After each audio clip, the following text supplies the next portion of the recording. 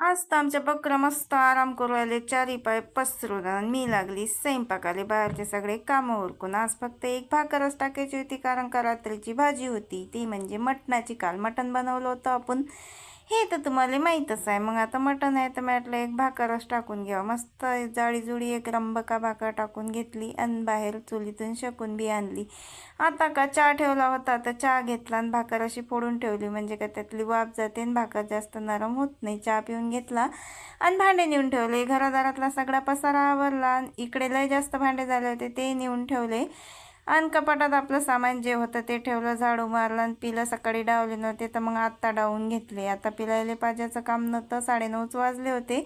मग काय म्हटलं भांडे घासून घ्यावं. तर प्लॅटफॉर्मवर तर पाजणी माहीत आहे तुम्हाला, कधीच नसते. पुंजा भरून घेतला, झाडू मारून घेतला आणि 2 दिवसानंतर पोहोचली मी वर. मेथीची भाजी एकदम अशी वर आली आपली. आता झाडही मस्त झाले. मग काय जेवण करून घेतलं, संध्याकाळचा चहा पेला आणि पसारा आवरला. चला तर मग भेटूया पुढच्या ब्लॉगमध्ये. बाय.